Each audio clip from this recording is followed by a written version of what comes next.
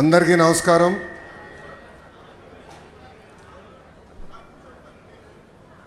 జీవితంలో మనం తీసుకున్న కొన్ని నిర్ణయాలు మన్నే మార్చేస్తుంది.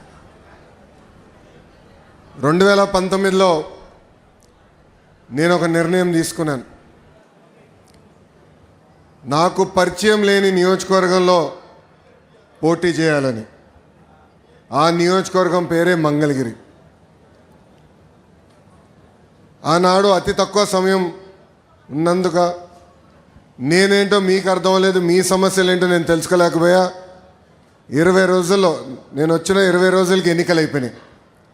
5300 ఓట్లతో ఆనాడు నేను ఓడిపోయా. ఓడిపోయిన రోజు బాధ కలిగింది. రెండో రోజు నుంచి ఆ బాధ, ఆవేదన నాలో కసి పెంచింది.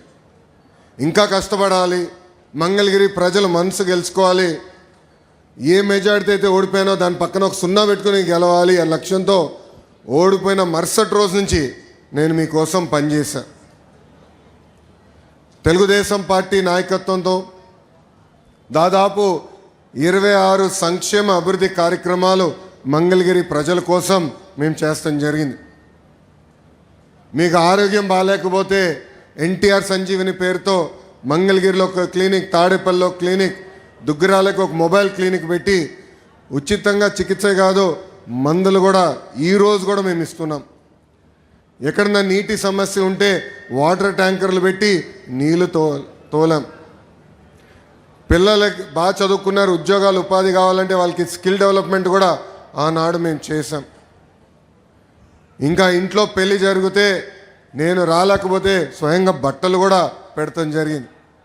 నిరుపేద కుటుంబాలు సొంత కాలుపై నిలబడాలన్న ఆలోచనతో తోపుడు బండ్లు ఇచ్చాం.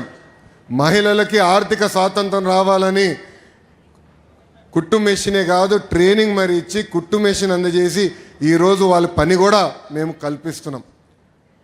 కోవిడ్ వస్తే ప్రభుత్వం అని మర్చిపోయింది, కానీ ఆనాడు నేను మర్చిపోలేదు. ఆక్సిజన్ కానీ, మందులు కానీ అమెరికా డాక్టర్ల ద్వారా ఆన్లైన్లో చికిత్స కూడా అందజేశాం. అవసరమైన మందులు ఇచ్చాం.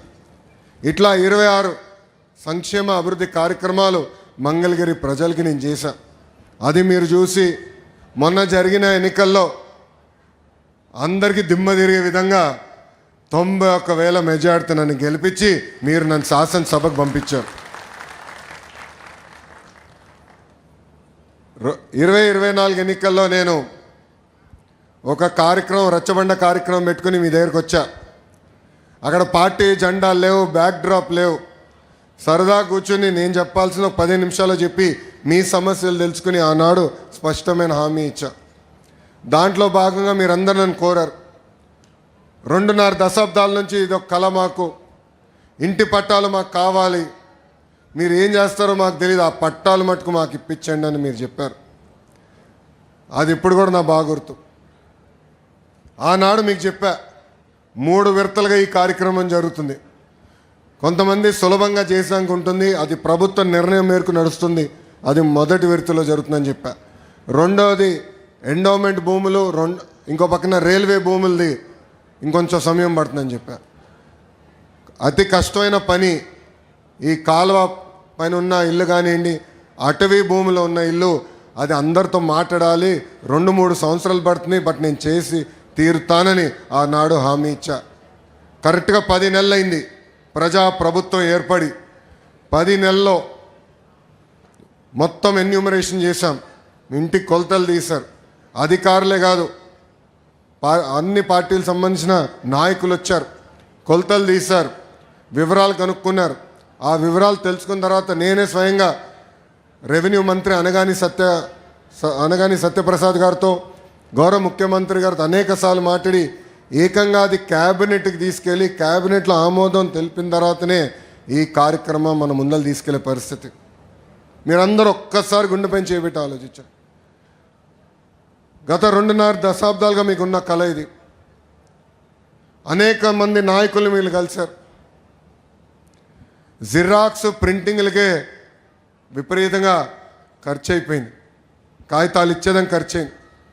అలాంటిది వేదికమైన నాయకులందరం మేము కష్టపడి మీ దగ్గర ఒక బాటిల్ నీళ్ళు కూడా మేము తాగలేదు. మీకోసం కష్టపడి అవినీతి లేకుండా ఈరోజు మీకు ఇల్లు పట్టాలు మేము ఇస్తున్నాం. పెద్దలు ఇప్పుడే చెప్పారు, దాదాపు మొదటి విడతలో మార్కెట్ విలువ 1000 కోట్ల విలువైన ఆస్తిని ఈరోజు మీకు శాశ్వతంగా హక్కు కూటమి ప్రభుత్వం అందజేస్తుంది. తల్లి మీ అందరికి ఆనాడే చెప్పా, నాకు మీరు ఎంత ఎక్కువ మెజారిటీ ఇస్తే అంత బలం వస్తుందని. 100 పడకల హాస్పిటల్ నేను క్యాబినెట్ మీటింగ్లో అడిగితే కాదని ఎవరు అనలేకపోయారు. దానికి కారణం మీరు నాకు ఇచ్చిన మెజారిటీ. దేవాలయం అభివృద్ధికి నేను నిధులు అడితే కాదని అనలేకపోయారు. భూగర్భ డ్రైనేజ్, భూగర్భ గ్యాస్, భూగర్భ వాటర్, చివరికి భూగర్భ కరెంటు కూడా మంగళగిరిలో వచ్చే 2 నెలల్లో ఆ కార్యక్రమం కూడా స్వీకారం చుడతాం. దానికి కారణం మీరు నాకు ఇచ్చిన మెజారిటీ. సో మీరు నా పైన ఒక భరోసాతో గెలిపించారు, ఒక భరోసా నా పైన పెట్టారు. అహర్నిశలు మీ గురించి ఆలోచిస్తున్నా, మీ తరపున నేను పనిచేస్తున్నాను. ఇంకా అనేక కార్యక్రమాలు చేయాల్సిన అవసరం ఉంది. ఒక పక్కన బాబు సూపర్ 6 సంక్షేమ కార్యక్రమాలు గౌరవ ముఖ్యమంత్రి గారు చాలా స్పష్టంగా హామీలు ఇచ్చారు. అదొక పద్ధతి ప్రకారం చేసుకుంటూ వెళ్తాం. ఇంకో పక్కన వచ్చి గల ప్రత్యేకంగా మంగళగిరికి వ్యక్తిగతంగా నేను హామీలు ఇచ్చా. పార్కులు, చెరువులు, కళ్యాణ మండపాలు, gems jewellery park, handloom cluster, ఇట్లా ప్రత్యేక హామీలు నేను మంగళగిరి నియోజకవర్గానికి ఇస్తాం జరిగింది. ఆ ఒక్కొక్క హామీ నేను నెరవేర్చే పనిలో ఉన్నానని మీ అందరూ తెలుపుకుంటూ 100 పడకల ఆసుపత్రి కూడా త్వరలో. చిల్లపల్లి గారు ఎక్కడున్నారు? అన్నగారు ఇక్కడనే ఉన్నారు. ఆయనది బాధ్యత, ఇంకా నాది కాదు. ఎందుకంటే ఆయన చైర్మన్. ఇప్పుడు బాధ్యత మొత్తం అయిందే. ఏప్రిల్ 13వ తారీఖు మేము శంకుస్థాపన చేస్తున్నాం.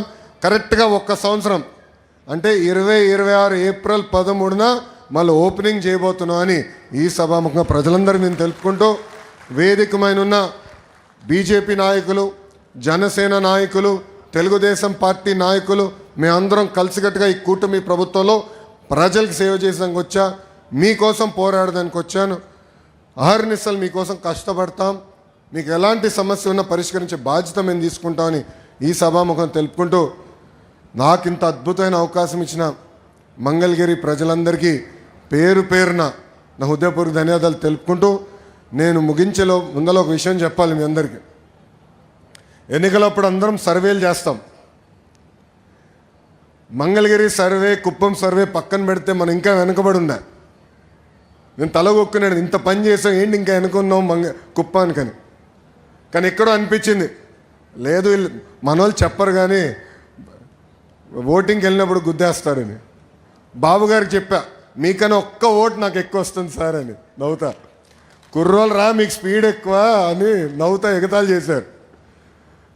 కుటుంబం అందరూ నా ఎగతాళి చేశారు. కానీ ఎప్పుడైతే మీరు ఈ మెజారిటీ చూపించారో ఆ రోజే బాబు గారు డిసైడ్ అయ్యి, లేదు మీరు బాగా కష్టపడ్డారు, మీ దగ్గర నుంచి మిగతా నియోజకవర్గాలు నేర్చుకోవాల్సిన చాలా అవసరం ఉందని నేను చెప్తాం కూడా జరిగింది. దానికి కారణం మీరు నా పైన చూపించిన ప్రేమ, అభిమానం. మిమ్మల్ని గుండెల్లో పెట్టుకుని పనిచేస్తానని మీ అందరూ తెలుపుకుంటూ మీ అందరి దగ్గర నుంచి సెలవు తీసుకున్నా. అందరికీ నమస్కారం. జై హింద్. కార్యక్రమం మొదలు పెడదాం. Thank you.